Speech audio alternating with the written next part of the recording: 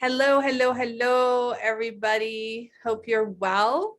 Welcome to this podcast. I am Hadia. HadiaLoving.com is my webpage. I invite you to go on there and sign up for your sessions. I'm here to support you. I am a spiritual counselor, life coach, fulfillment coach, and I support you clear and cleanse and release and create the best life you can live. And I'm here with Will. Will, I'm going to invite you to introduce yourself. And Will and I are we decided to have an authentic connection and coaching. And I'm excited. And we're going to see what's going to happen. I love this. It's going to unfold how it unfolds. And Will, I thank you for coming on and I appreciate you. I appreciate your courage to be seen, to be heard, to be witnessed. And that's something I talk about a lot. It takes courage for us to show up authentically, vulnerably, to be seen, to be heard. And that's how we grow. That's how we blossom. So go ahead, Will, please introduce yourself. I'm Will Brown. It's great to be here. Thanks, Hadia. I grew up in Northern Virginia on a farm, and then I went to college for 1 year at the College of William and Mary. And then I dropped out and got into real estate investing, where I bought and sold a bunch of houses until I got to the point where I had hit my goals as 19 years old and was like, okay, now what do I want to do for my life? I wanted to build on something every single day. I wanted to do something every single day that I know I could build off of the next day. And what I was doing with real estate sort of seemed to be like cyclical, where I'd put in a lot of effort and then it would restart and I'd have to start all over again.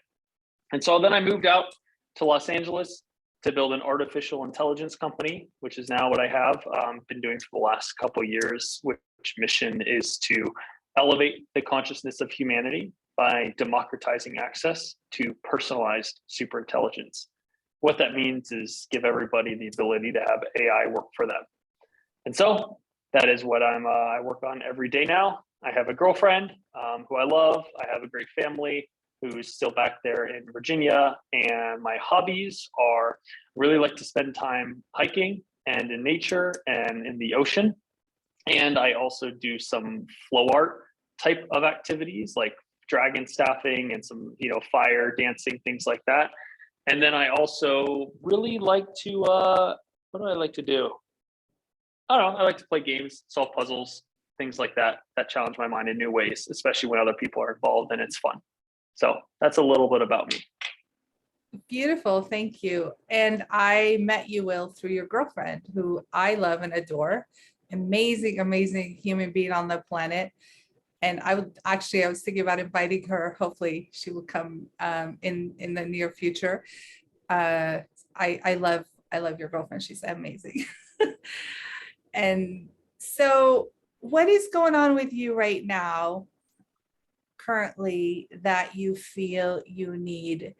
It seems to me, we talked off the air a little bit, and what I was getting is you are going to the next level in consciousness and evolution. And I'm going to ask you to share what's going on, and I'll be happy to support you through that. Is that in alignment for you? You feel like, okay, now I need to go to the next level of my life, up leveling. And if for the people who are listening to this, have awareness where you need to up level in your life, physically, mentally, emotionally, spiritually, and on your soul level. And usually you want to do it in alignment. You want to up level in alignment on all levels and using different tools in your life, coaching, activities, physical activities. Even nowadays, there's a lot going on around psychedelics. And I recommend that. I'm not saying for you, Will, but in general, just seeing what works for you, experience what works for you. So go ahead, Will, share with us. Yeah, so this very present moment, I am present to a biological reaction I have to running out of coffee this morning, where we usually have these K cups, and I usually have about 60 milligrams of caffeine. And instead, taking a caffeine pill that I used to take for a long while ago, that's 200 milligrams.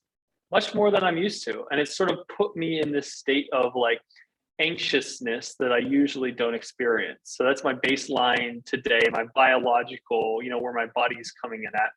Very interesting. Definitely a learning lesson, for me in terms of, what goes too far with that. Because I'm always feel like I need to rush today more so than any other day to the next thing. But then the next thing is just imaginary.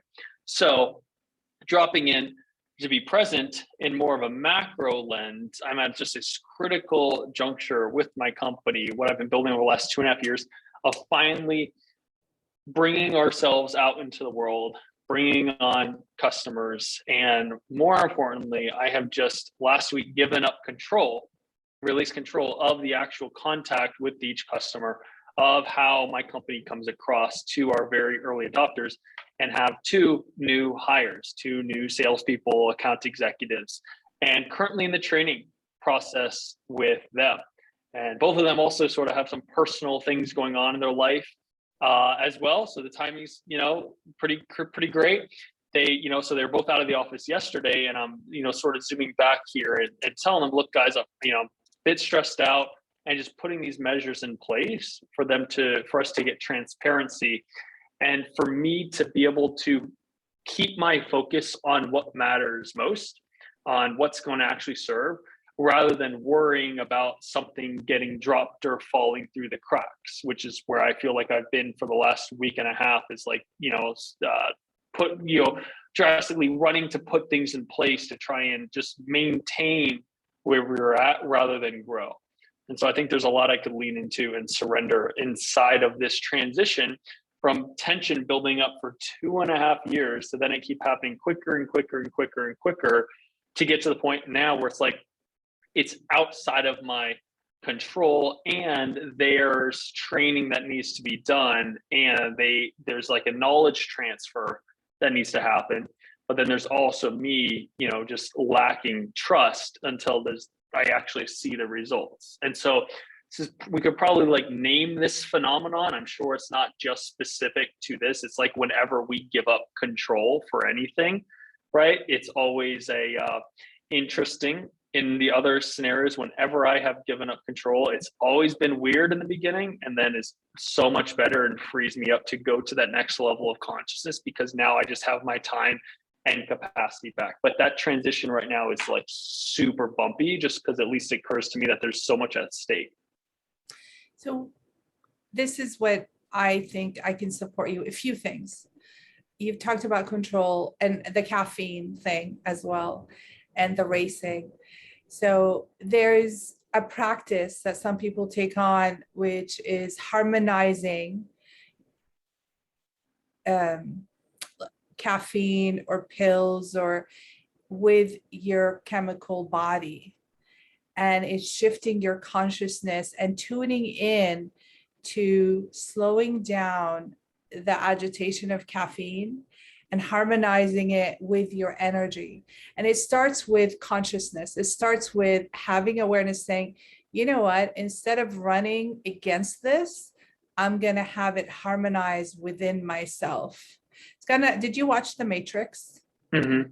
It's kind of like that. You harmonize your energy that is in that whatever we ingested, whether it's food, liquids, and you can harmonize it within yourself. Do you want to practice that right now? Sure. Yeah, let's do it. Okay. So this podcast goes on iTunes, like a lot of people listen to it in other places. So I will describe what we're doing. You take a hand, one of your hands, and you put it on your heart space, like connect to your heartbeat. And let me know when you can feel your heartbeat, Will.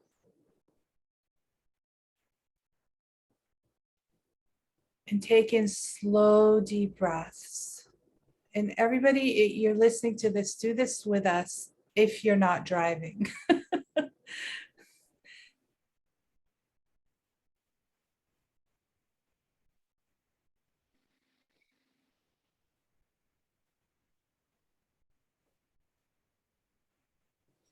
Can you feel your heartbeat?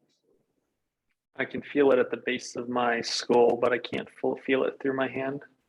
So drop your hand down. Yeah, exactly. To where your actual heart is. And this is interesting. You're not the only one. I teach this to everyone. um, and most people in the beginning can't feel their heart. Like we know our heart is beating consciously, but we're not aware of it physically. And what Okay, that, I can feel it. okay, good. When, and I'm saying this for everybody who's listening to this, when you don't feel your heart physically, what that tells you is you're not grounded in your body.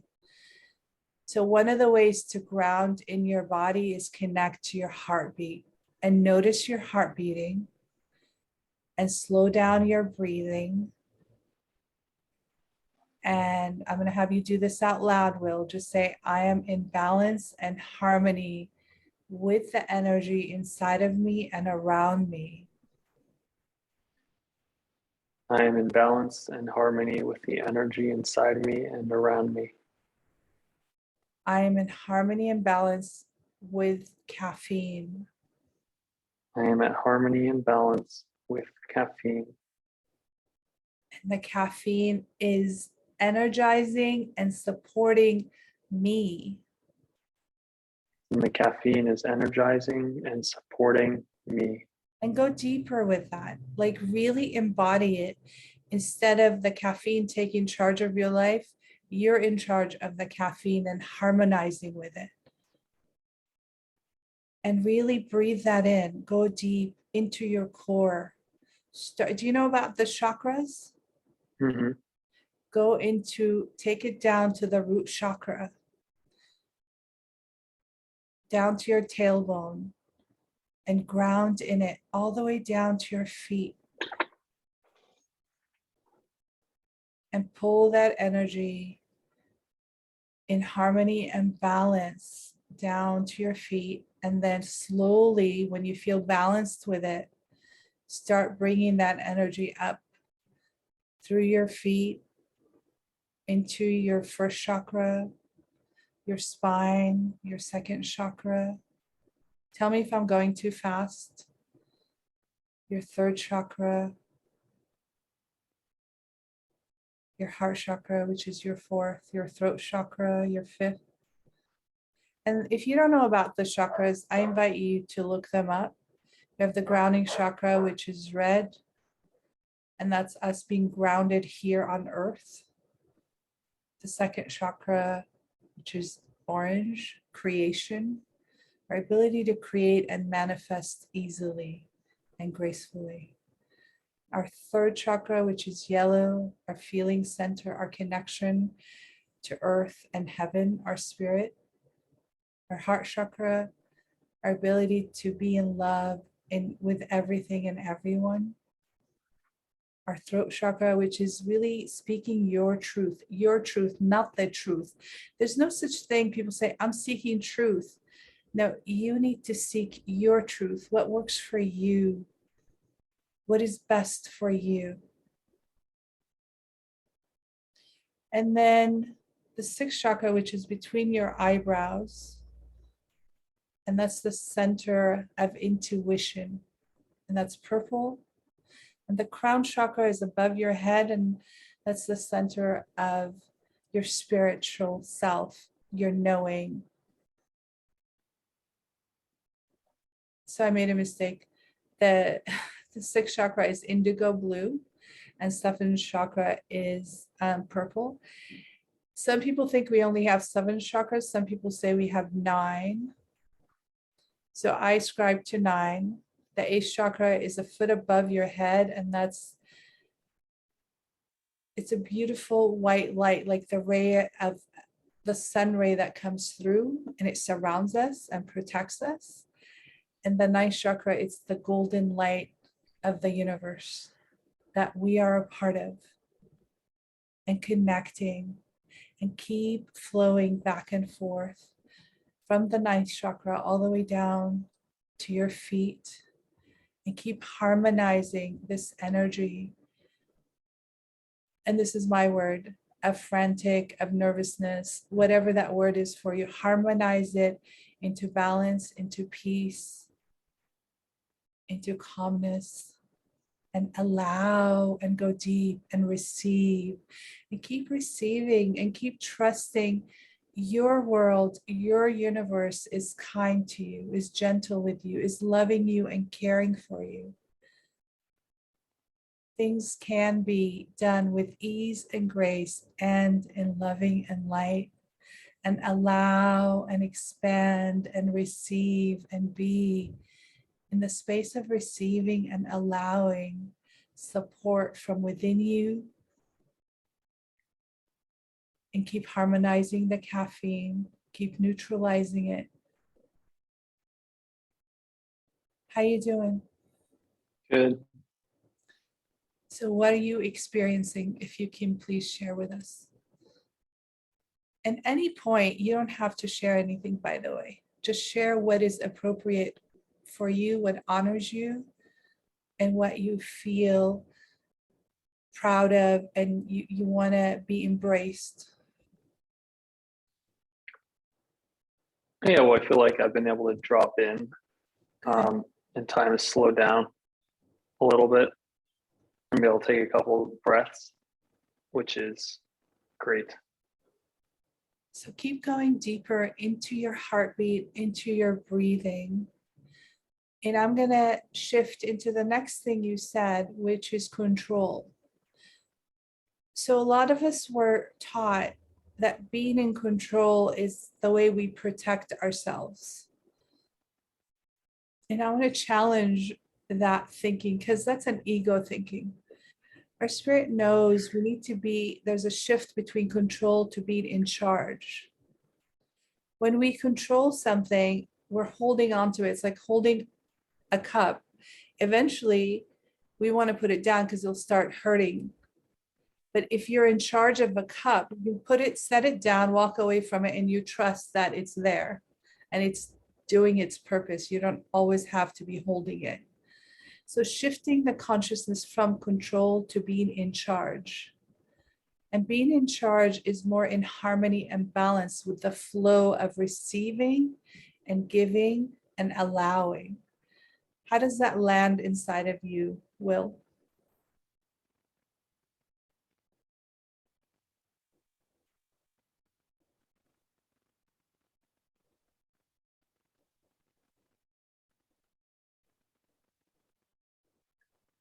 I'm still processing it, so just another moment. Take your time.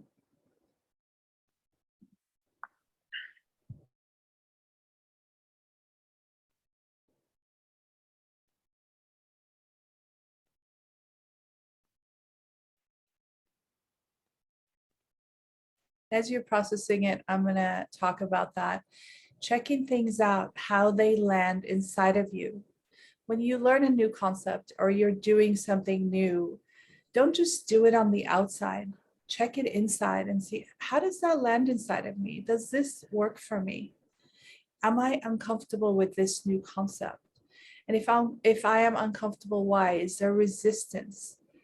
Because a lot of times we learn new things. Sometimes there's resistance, and sometimes it's like, yeah, this is the right thing. This feels good for me.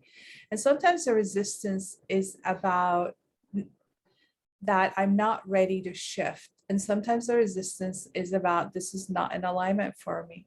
So it's for you to discover what works for you and what doesn't. It's very important to keep having awareness and to keep checking within, not just from your thoughts, your conscious and your ego, checking inside of you, inside your body. And if you know about your chakras, checking with your chakras. It's like, how does this land inside of my chakras? How does this land in my spine? We have a lot of energy force in our spine. It's very powerful. And noticing, can I shift from control to being in charge of things? Would that be in harmony for me? Would that support me? Can you speak a little bit more on the distinction? The difference? Mm-hmm. Yes. So being in control is feeling constantly responsible, and it takes us into worrying and constantly thinking, I got to do this, I got to do that, I got to protect it. It's like owning a house and living in a house or getting an apartment. So most of us are in charge of our living space. We don't control it. We take care of it. We clean it, we dust it, we take care of it. But when you are in control of something, you're constantly thinking about it. You're constantly thinking, I got to do this, I got to do that, and worried, right? So shifting that energy into, I know that I did my best and this is good. And I trust myself and I trust that my home is okay. Like when we take care of our body, some people work out, they spend 45 minutes a day working out and they know that they took care of their body from that perspective physically, and then they eat well, but they don't obsess all day. Being in charge is, you did what you needed to do to take care of your body. But being in control, some people are in control of their bodies. Sometimes they work out all day and they constrict their food and their consumption. They're obsessing about it. Is that more clear? Yeah, and so I can see it's going from a like a obsessing to more so, and I think the word you used was, an allowing and a flowing and being flexible with it, or rather than having attachment to how things should look or resisting them if they don't look the way that you thought they were going to, stepping back and not obsessing over it. I think I'm starting to grasp that. Yeah. Because when we obsess, we make ourselves wrong or we make things wrong. And I use working out as an example because that's a physical, tangible thing that we can all relate to. A person would look at someone's photo and be like, I want to look like that. But your body is not that. Your body is different. You go into the gym, you do your workout, and you allow your body to manifest the way it's meant to manifest by you taking care of it in the best way you know how, and the support. You get a coach, you get a trainer, you get a food coach, or controlling it again, restricting, writing everything down, your food, your workouts. And as I said earlier, I mean, I've known people who would spend 8 hours a day in the gym. It's like, what are you doing?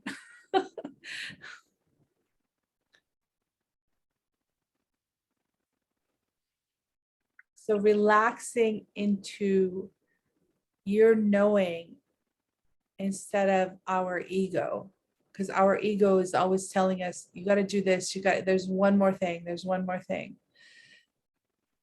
Our spirit is like, you did good, and let's see what's going to happen.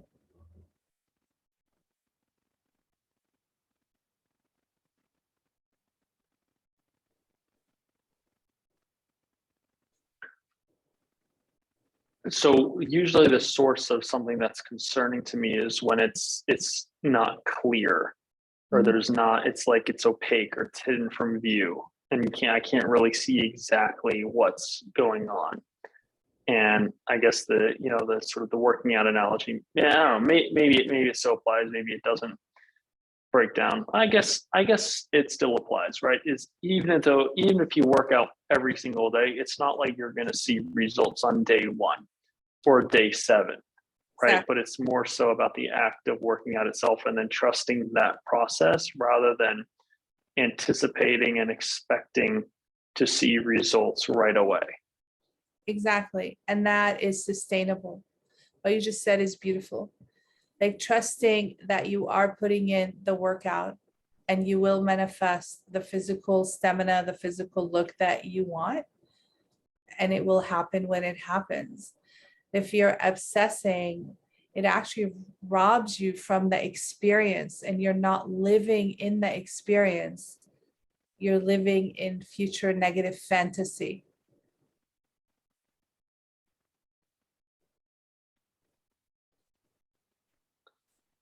Sure, I see that.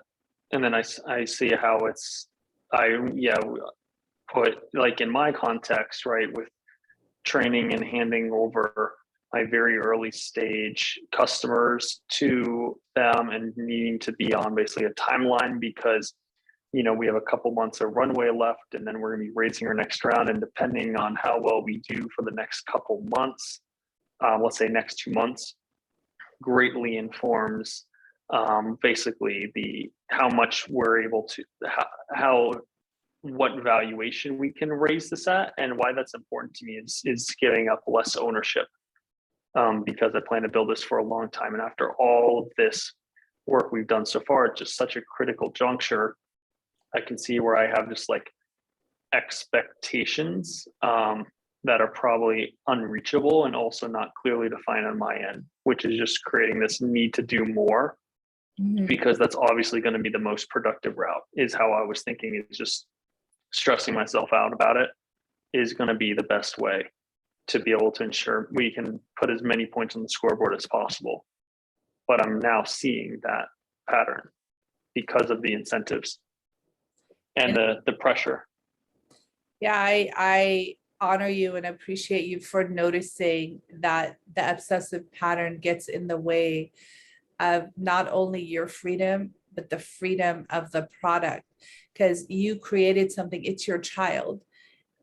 If you're a parent, some parents, what we call helicopter parents, they drive their kids crazy. And kids become adults and they're not functioning in the world because their parents didn't allow them. They were in control of the child, and the child ends up being an adult and not living their life. But the parents who were in charge of their children and allowing them their experience, and it takes wisdom to know when to let go of our children. You're in the space of creating more wisdom inside of you in relationship to your product, which is your child. You birthed this. It came out of you. You tuned into the universe. The universe is like, okay, he's ready. We're going to plant this in his thinking, and then we'll see how far he's going to run away with it. And you ran away with it. So trusting your higher self, trusting that this is its own energy. And I've given it all the love, all the caring, everything that I can. And now slowly but surely, I'm going to start releasing it and trusting that it's good because I did the best by it. And when you relax inside of your heart with that, it will manifest gracefully out into the world. And I'm not saying not living in excellence. Of course, excellence actually gives us freedom.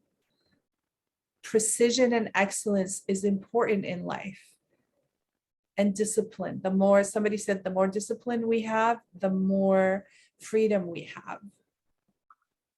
But excellence, precision, and discipline is outside of control. It's inside of being in charge of your life, of your product. How's that landing inside? How does that vibrating with you right now?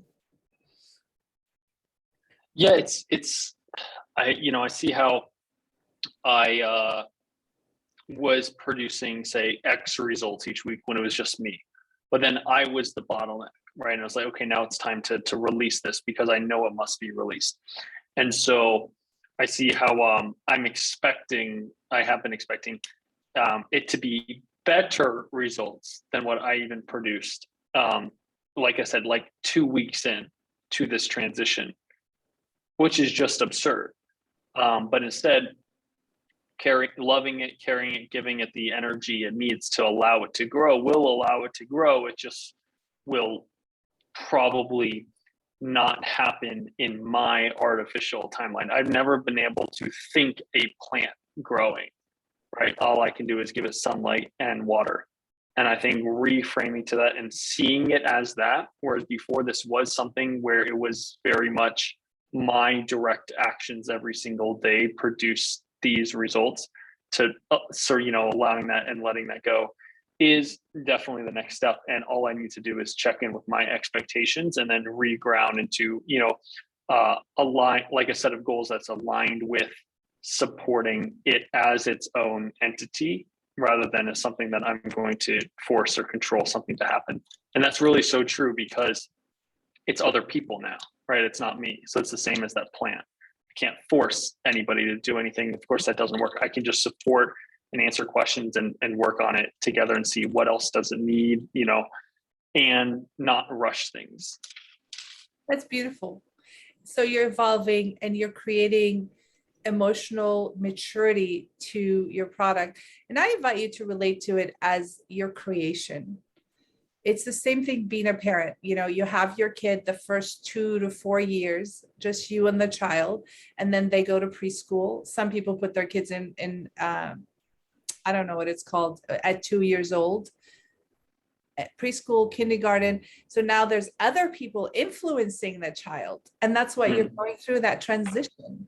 You know, you birth this child for 2 years, and then you start getting other people, and other people are influencing the child. And parents are nervous about that, right? A lot of parents are. So you're going through like growing emotional pains with this beautiful manifestation that you created. I'm going to call it a child. I think every manifestation is, you know, a creation that's a child. It's an energy that you created in the world that's going to help the world, which is very beautiful. Does that work for you? Is that okay? Yeah, and I guess it's, you know, because I'm you know 22, soon to be 23, so I've never had a kid, Yeah. right?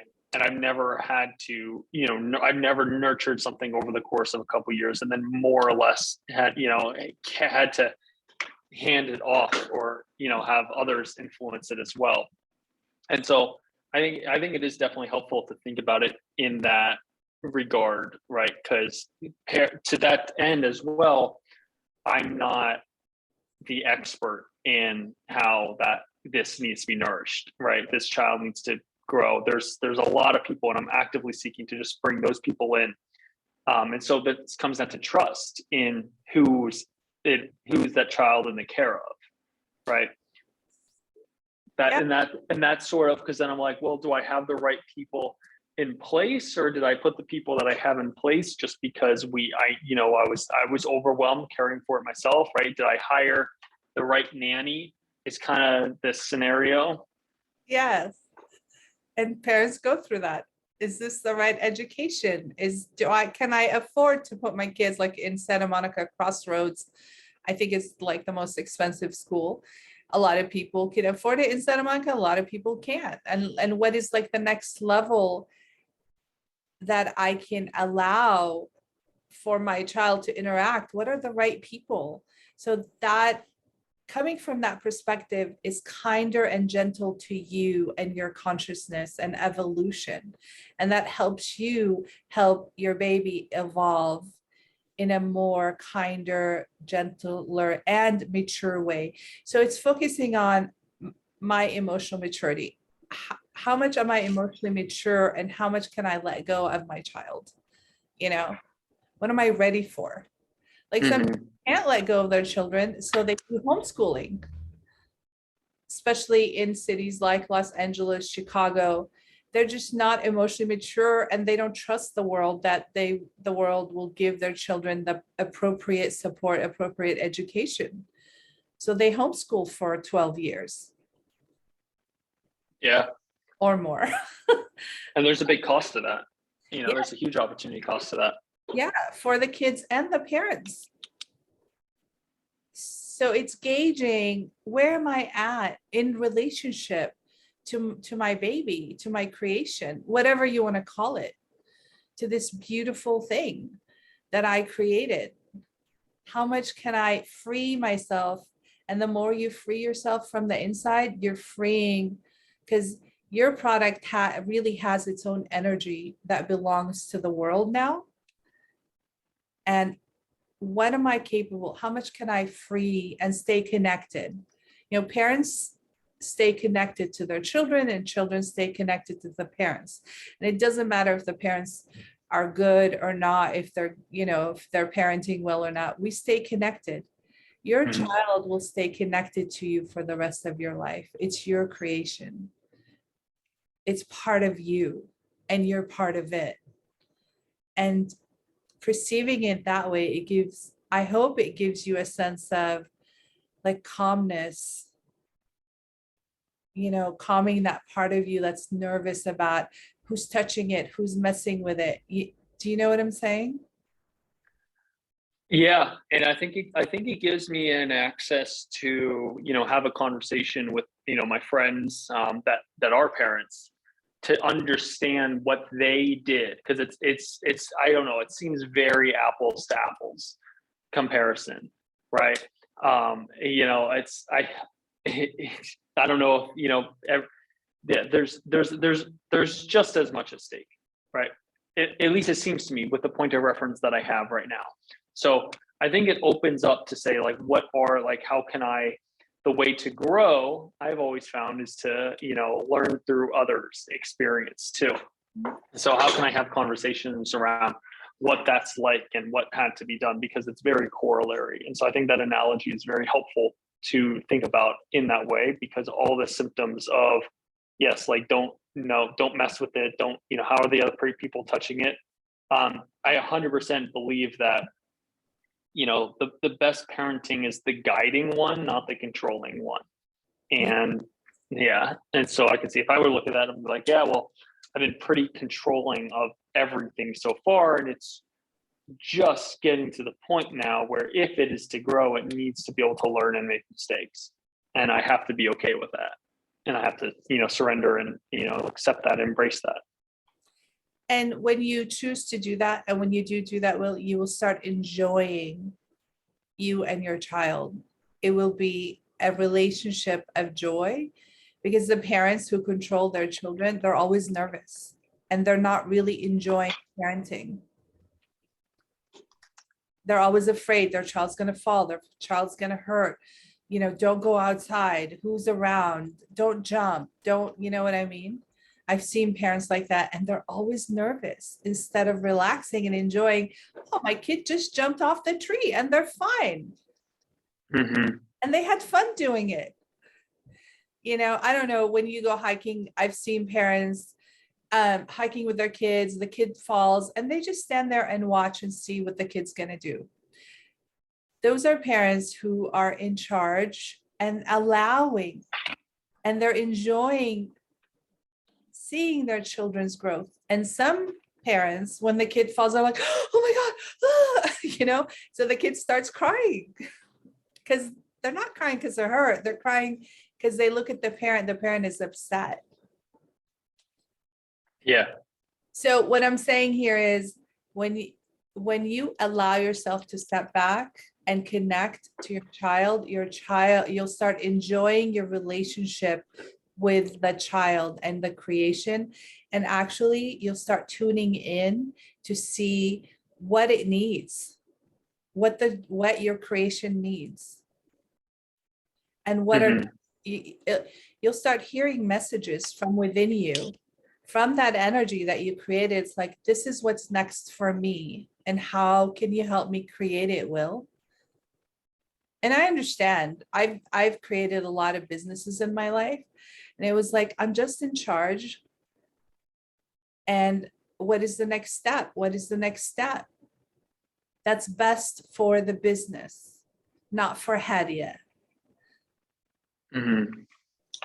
And tuning in, like, you're into meditation, visualize the energy of your creation, and communicate. There's actually beautiful exercises of communication, and it's called the second hand writing. Have you heard of that?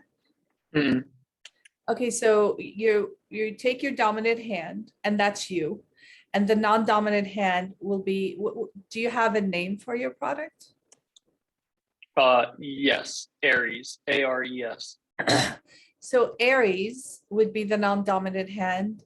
You start with tuning in and grounding and seeing Aries. And then you write, hi, Aries, how are you? I'd like to spend time talking to you. And with your non-dominant hand, you tune in and you trust what's going through. And you write that down. And then you ask, how can I serve you better? What is it that you need? And then Aries, it will tell you if you trust this process. It's a beautiful process. Yeah, I've never heard of that. I will try that out. Yeah, the non-dominant hand communication. You can do that with your product. You do that with others, other people, if you have a conflict about something, or if you want to create something else. It's a beautiful process to communicate and to get yourself to the next level of connection, of freedom. You know, even like if you feel anxious, you do the non-dominant handwriting. Okay, my anxiousness, I want to spend time with you. What's going on? And your anxiousness would say something and you go back and forth.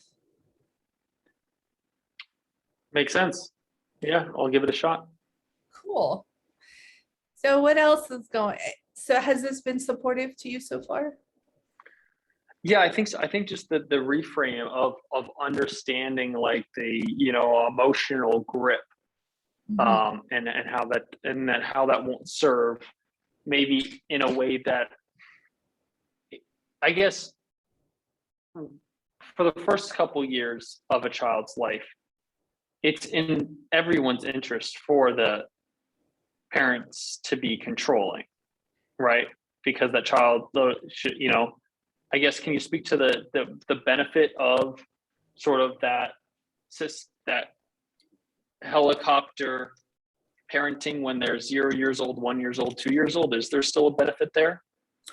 No, I disagree with controlling. You're still in charge.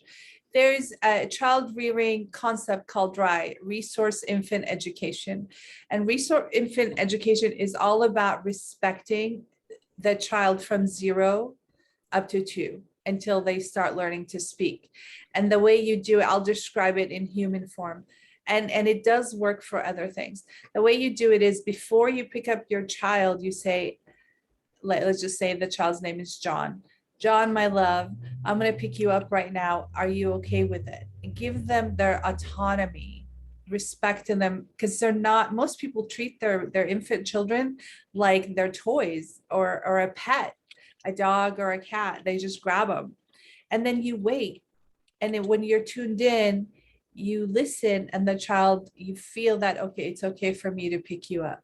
You pick up the kid, you're like, I'm going to feed you now. I'm taking this bottle, I'm going to put it in your mouth. Are you okay with that? So it creates this synergy of respect, communication, and giving the child that autonomy, and you're in charge, you're not in control. So it gets you to relax and to trust that your kid is in charge of their life, and you're here to be a servant until they can communicate with you with words. But we communicate with each other energetically all the time. Mm-hmm. That makes sense. Okay, got it. But it is more of a hands-on, like Yes, you're not gonna, yeah, it, sure. it is very much. So shifting the concept of I got to be in control of my baby to I'm in charge and I'm co-creating this life with my child. I mean, it's very detailed, and I want to go into a little more detail. Like you want to change the child, you say, okay, I'm going to change you now. I'm going to take your right leg out of your onesies, and then you communicate everything you're doing to the child before you do it. And we call them RIE children. RIE children are so independent at a very young age, and they're brilliant, and they can spend time with themselves. Like you notice, people say at parties when there's kids, you notice who the RIE children are, who the RIE children are not. They're not, non-RIE children are so needy. RIE children, they feel safe and secure because their parents created this safety and security with them from infancy, from the beginning. And that's the shift. It's like you trust your baby because it is energy, it is creation from the beginning. You're like, okay, you said arrow, right? No, Aries. Aries. Like, what do you need from me? How can I support you? How can we grow? How can we make this better? And you will hear the messages because you're an intuitive person, Mm-hmm. and you will hear the messages because you've been hearing the messages. That's how you created Aries. Does that Yeah. make Yeah, I think there's a lot to implement. Whenever I always find it impractical to try and remember little things, but whenever I can shift my mindset, I can shift the perspective, right? Then I can gain a perspective. I just look at it through that lens, and there's nothing to remember because I can always go back to that perspective. And yeah, I think my big takeaway is, seeing it as it's like child rearing, and that it's just a very like evolutionary, like biological out, I didn't choose all of this. I'm sort of, it's one of the parts of life. I'm just probably doing it prematurely relative to where I thought I was going to be dealing with these types of emotions. And so I didn't really plan for it, I think is what I'm saying. And so understanding and seeing, it's almost like, hey, I just had a kid. Now what do I do? That's kind of the scenario that I'm in. And then my kid just turned 2 years old, 3 years old. That's really what it's like. And Yeah. so dealing with that and learning that, and it's not a matter of like business per se or tactics or strategy, but just the human, and checking in myself and seeing what's behind, what's the driver of the actions and the questions that I'm asking. Is it to try and control, or is it to try and guide? So I think that's a helpful perspective. Yeah, that's beautiful. It's like being a good steward of your driving, right? Being a good steward of your life. And there's a difference between being a steward and a servant and pushing. Pushing really doesn't work. It causes us a lot of emotional pain, humans. So, Yeah. Noticing where you're pushing and asking the question, what is it that I need to learn here? Why am I pushing? What am I afraid of? What is disturbing my peace? Because everything is really happens for our learning, growth, and upliftment, for our evolution, for our emotional and mental growth and physical expansion. So asking the questions, what's going on with me right now? Why do I feel that I need to push? Do you want to answer? Do you want to do this a little bit right now? You don't have to. Yeah. Well, I'm just thinking, and it's like I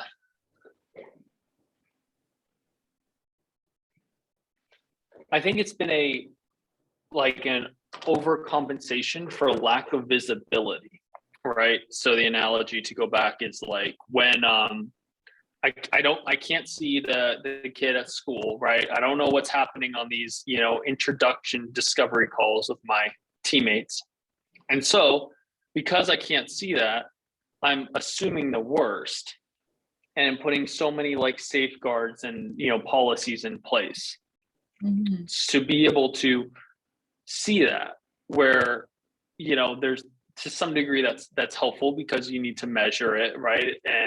But to some degree as well, there's an autonomy that needs to be had, and I can't be attached as well that the people that I have in place here are the best people. They're the best people I have right now because they're the people that I have, but not trying to force it, and instead stepping back and seeing, how good of stewards are they with their own autonomy, with me simply guiding them, basically having them show if they're the right people, not by me forcing them to be, but by giving them their creativity and autonomy back. So this is what I can support you with. When I work with my clients, it's about you. Everything that happens in your life on the outside is about your life on the inside. And if you're open to this, and at any time you can say, no, I don't want to go there. So please, I honor your no and I respect it. Mm-hmm. So when we talk about, can I trust other people? I'm not being seen. So that comes from childhood, and it's releasing. Where is it inside of you when you were a kid, you didn't feel seen and heard? Because our lessons come to us as adults from people we are around, people, places, and things. So if you're willing, when was it the first time that you noticed, the first time you can remember, and it could be today, it could be yesterday, it could be when you were 10, you didn't feel seen and heard in your life?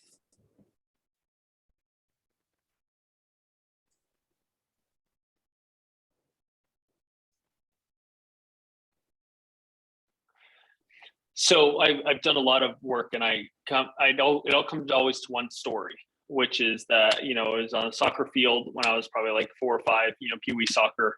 And I couldn't recall this, but when I was going through a lot of personal development transformational programs, I was having conversations with my parents, and they recalled it for me, which is that there was one time when I was playing on the field, and basically I think my team was losing and I was the only one trying, and I looked over and I saw my teammates just like squatted down picking dandelions in the middle of the game. And the story, and I actually discovered this through Landmark, which I highly recommend, is in what I determined to be like my point of view on the world is that I don't belong and that the world doesn't care. And so, you know, how did I solve that? Right. I created a company where I'm the CEO of that. So I always belong and no one can make me not to belong. And the world doesn't care. I think it's a pattern that shows up until I recognize that it's a pattern that's showing up and in new types of places that, you know, other people just might not be committed, or they're not giving it their best, or they don't care as much as I do, or, you know, whatever that is. And so I can see how that's sort of been in the background here as well. And so inside of that, like I didn't feel seen or heard, you know, caring about the game and playing it. You know, everyone else was sort of off doing their own thing. They did not care. And apparently I was, you know, threw a huge temper tantrum and was, you know, thrown off, you know, carried off the field by my parents. So it was a big deal. Um, and I see how that's been a limiting factor in many other areas of life. I just haven't reconnected it to this scenario where I have a concern of like, oh, do they actually care? You know, or are they just showing up for the paycheck and, you know, they don't actually care. They're just going to do the minimum. So I don't know if Landmark helped you with this and the other things you've done. If we have a pattern, it shows up all over the place, across the board. So I would invite you to work on reframing that pattern. It's like, it's time. The reason you're showing up in my life, and I'm showing up in yours, it's time to let go of the story. The story is not serving you anymore. It's time to shift to what you really want. And it seems to me you really want to feel connected to yourself and to others. You really want to be on a team that is supportive all around. Is that accurate? Well, yes, but I also feel like that's like a Barnum statement where that could be accurate for anybody. I don't feel like that's specific to just me. I feel like that's sort of a general, you know, attribute of humans. So I guess in general, sure. I think we all want to be connected, and we all feel like we want to belong to a team and be connected. Um, so in general, sure, but in terms of like a specific application or, you know, manifestation in my life, that doesn't really resonate.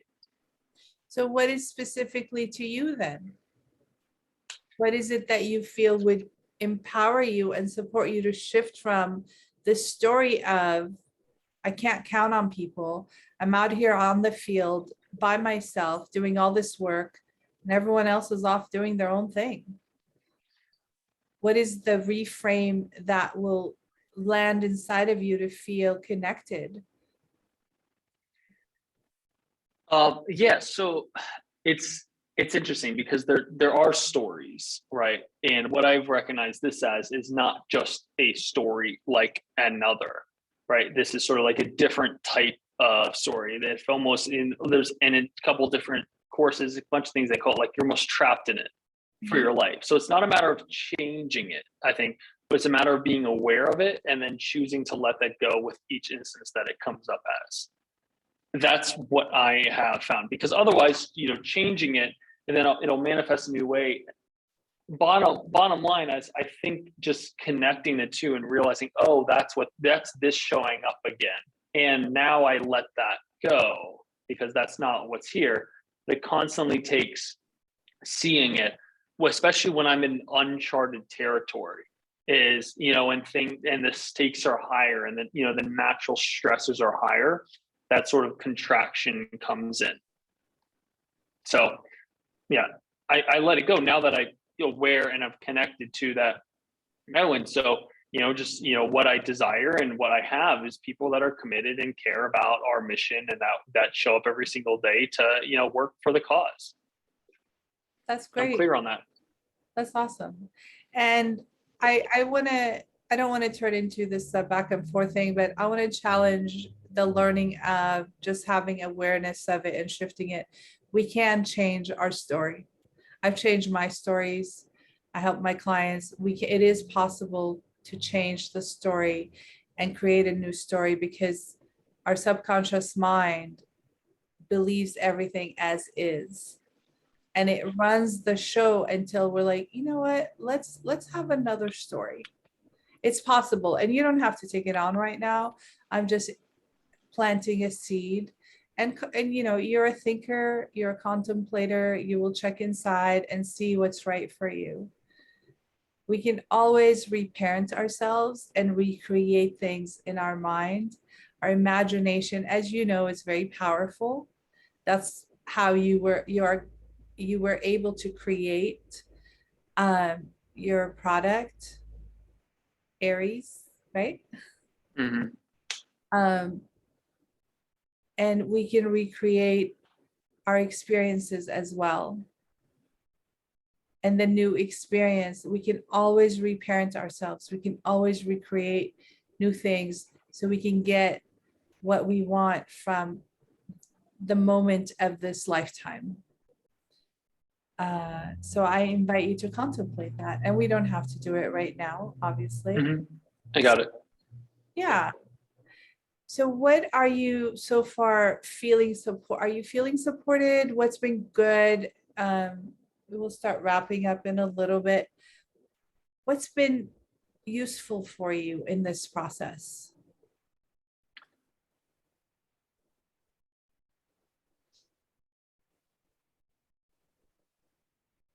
Let me see how I want to word it.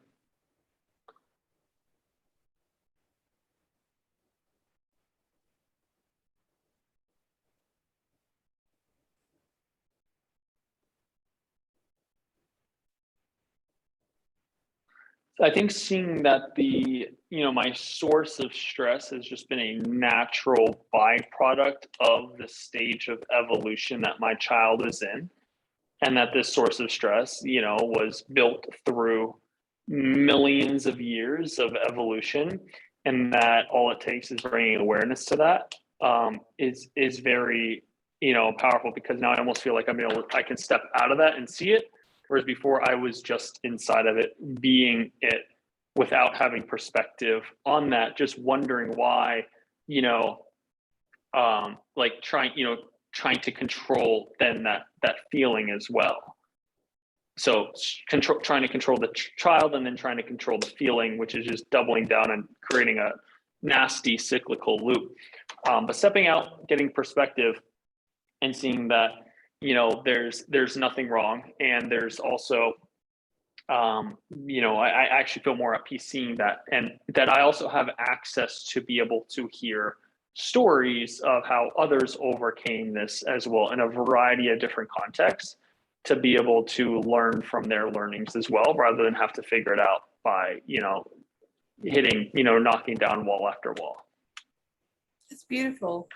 And I invite you to take that on as a tool, practice it every day, stepping outside and seeing the picture of what's happening from the outside, and have awareness. It's like, what can I do here? How can I shift here? You know how people do gratitude lists?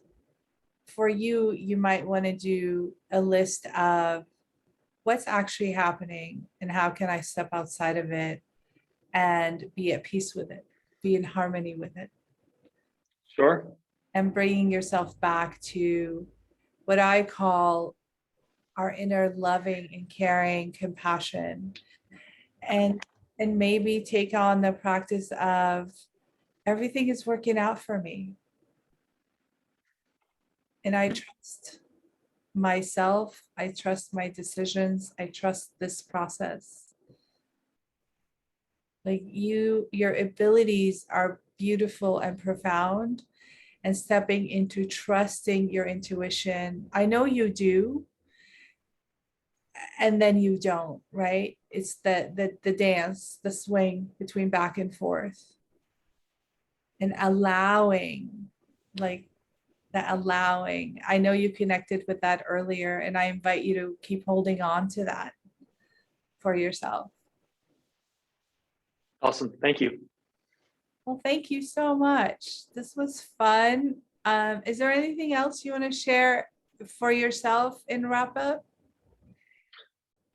No, feeling complete. Just my accountability to the universe is that I'm gonna go, and since next week, have at least 5 conversations with people who have reared children and had to then release them, and what that was like and how they got through that.